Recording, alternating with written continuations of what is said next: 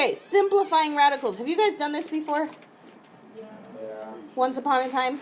Okay. Tomorrow we're going to add a different component to it called imaginary numbers. Have you dealt with imaginary numbers? That'll be fun. Okay, so today we're just going to kind of review basic simplifying radicals, and then we'll add our imaginary numbers to it. So if I'm looking at something like the square root of 32, if I go to my calculator, am I going to get a nice number when I plug in the square root of 32? No, it is not a nice number. It's 5 point something, right? So if I were to put, I shouldn't have erased that quite yet. If I were to put, let's say I rounded that off to 5.66, that's not exactly the square root of 32. That's an approximation. As soon as I have to round off a decimal, I no longer have an exact answer. So if I want an exact answer, I actually have to leave it in radical form. So here's how we simplify radicals. We are going to draw a little factor tree. Ready? I need two numbers that multiply to get 32. 8 and 4. Doesn't matter if you write 8 and 4. Doesn't matter if you write 4 and 8. Doesn't matter if you write 2 and 16. Or any other. As long as the two numbers do multiply to get 32, you're fine. From there, I'm going to break down the 8. That's going to be 4 and 2. And whenever I get to a prime number, I like circling it. This is called finding your prime factorization. You've done this before, right? Good answer. Okay. You ever feel like you're talking to yourself? All right, so what is my rule? Well, in a radical, if I have 2 and 2, that's really a 4 inside my radical. Do you get that? Mm-hmm. So it's like I have a 4 and another 4 and a 2. Why am I picking out the 4? Because the 4 I can actually take a square root of, can't I? What's the square root of 4? 2. So if I have a 4 inside, that represents a 2 outside, because the square root of 4 is 2. Does that kind of make sense? So what I'm going to get to is I'm looking for pairs, because if I have pairs, I can take them out of the radical.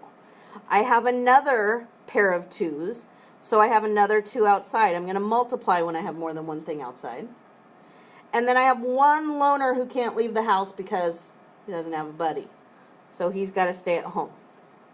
So if I do my calculations there, I have a grand total of 4 radical 2, correct? Now, I'm going to show you something on the calculator with the bigger screen just to prove a point. This should give me the exact same value as this. So if I do the square root of 32, we get that decimal that was 5.6 whatever. If I plug in my answer for radical 2, I should get that exact same decimal. If I don't get that exact same decimal, then I made a mistake somewhere in my process. Okay? So you can kind of check to make sure you did it right by doing that. Make sense? Familiar? All right.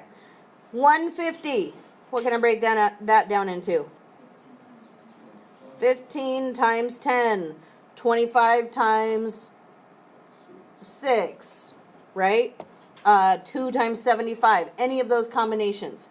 Doesn't matter, because at the end you'll get the same circled numbers at the bottom. So 15 would become what? 3 and 5. And 10 would become 2 and 5. And all those are prime, so my tree is done. What can come outside? I'm looking for pairs. I have a pair of 5s, which means I really have square root of 25 inside. So that comes out, and the 3's a loner and the 2's a loner, right? No pairs. So those two stay inside, and what stays inside gets multiplied. Just like what comes out gets multiplied. So my answer here would be 5 radical 6. Just to prove my point, let's look. Square root of 150 should give me the exact same decimal as 5 radical 6, and it does. So I know I did it correct. Okay? So? All right, you try 3 and 4.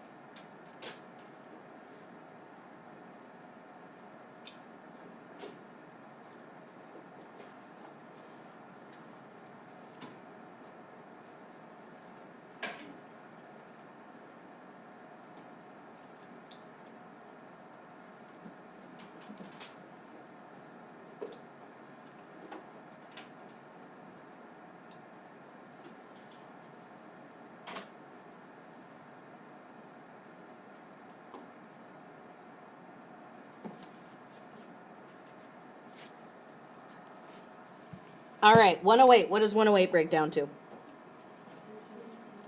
What was it? 6 and 18. Okay. I'm going to go what I can do in my head, and I can usually start off with a 2. If I can't see anything else, if it's even, I can start with a 2. And I know that would be 2 and 54. 54 I can break down by 2, also 2 and 27. You'll see me break down by 2s a lot because that gets it down quickly and it's an easy number to divide by. 27 would be 3 and 9, and 9 is 3 and 3. What number do I never want to see on your tree? 1. Because if I broke this down into 2 and 1, wouldn't I just continue to break 2 down to 2 and 1, 2 and 1, 2 and 1? It would never end. So don't put any 1s in there. Once you get to a prime number, mainly 2s and 3s and 5s and stuff, stop there. All right, so what can come out? I have a pair of 2s. I have a pair of 3s. And I have 1 loner 3 left at home, so I have 6 radical 3. Is that what you got? Good. 512, again, big number. 2 times what? 256. 256 is 2 times what? 128. 2 and 64. 2 and 32. 2 and 16. Holy moly, this is a lot of 2s. 2 and 8. 2 and 4. 2 and 2. Wow, that guy needed his own page. How many pairs do I have there? There's one. There's another. There's another. There's another. And 1 left at home. Is that what you got? 2 times 2 is 4. Times 2 is 8. Times 2 is 16. Now, that one had a lot of 2s. I want to check myself to make sure I did it right. So, square root of 512 is that, and 16 radical 2. Good, I did that right. Okay. We good there?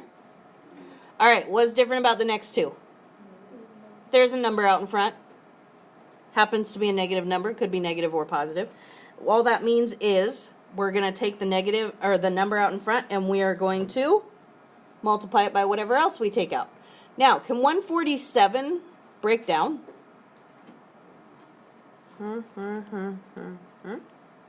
Hey, it can break down to 3. Look at that. 3 and 49. You want to know the trick about whether it can be divisible by 3? Or whether it is divisible by 3? Anyone know that trick? To know if a number is divisible by 3, you add up the digits. So 1 plus 4 is 5, plus 7 is 12. If that's divisible by 3, which 12 is, then this number is divisible by 3. Too much thinking maybe, but it's a lot faster than guessing and checking sometimes. Okay, so I have 7 and 7. What comes out? So I have a negative 2 out in front also. I'm going to add to that a 7. And then the 3 stays home. So I have negative 14 radical 3. I can check my answer. Negative 2 radical 147 gives me that. And negative 14 radical 3, yes, it gives me that. Okay. Now, I know some people have these magic calculators, by the way, that will simplify radicals for you. And I'm sure you're aware of that if you have one, right? Like this one. If I do this one, square root of 72, and I hit enter, it automatically simplifies it for me. Kind of not fair if somebody doesn't have one of those, right? So, be anticipating that this will be a no calculator quiz test, or that it will be done on Edge Elastic where I can control the type of calculator I allow for you to have.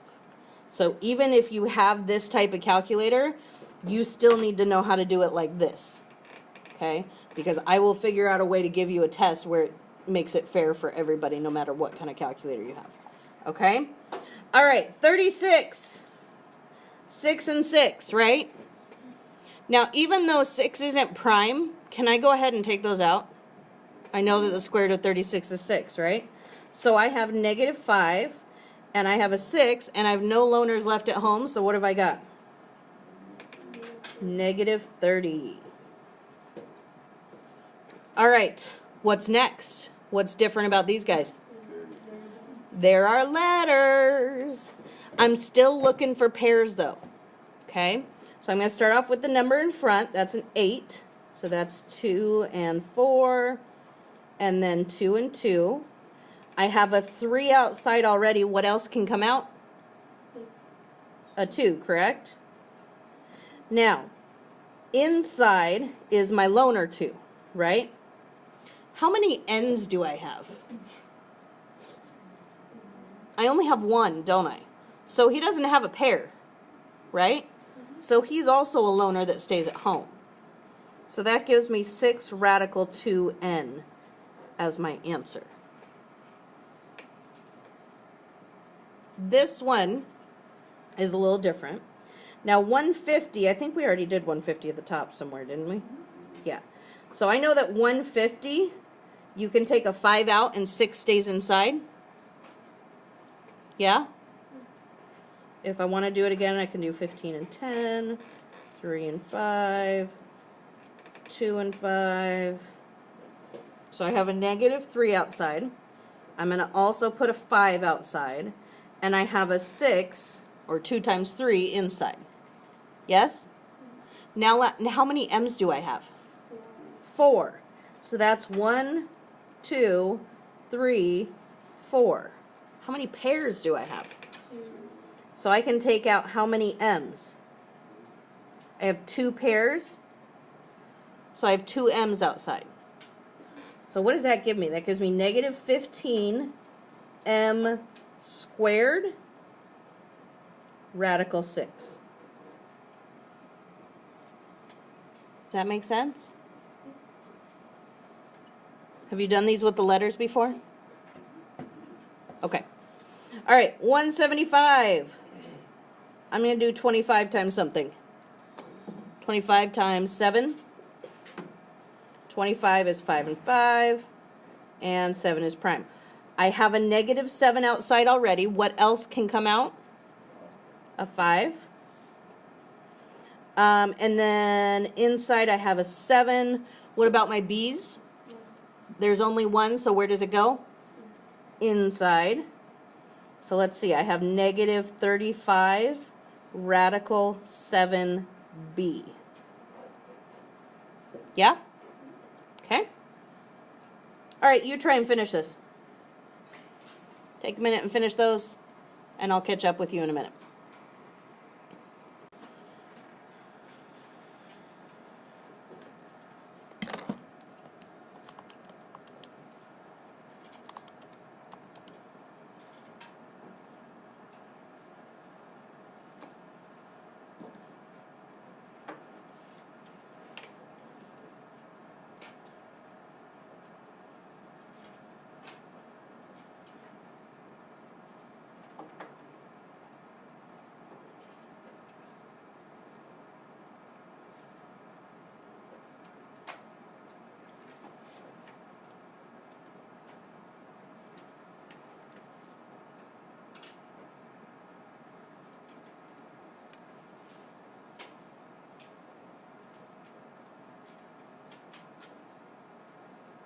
Is this what you got for number 10?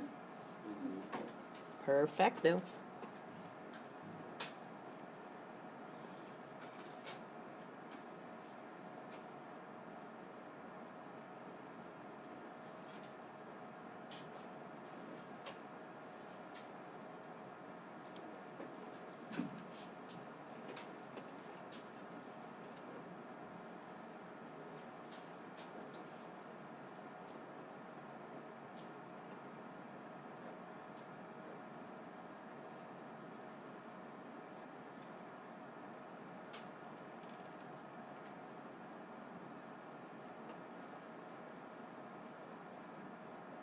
Okay, is this what you got for 11?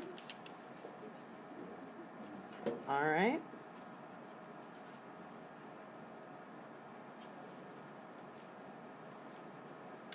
And then number 12 should be pretty easy.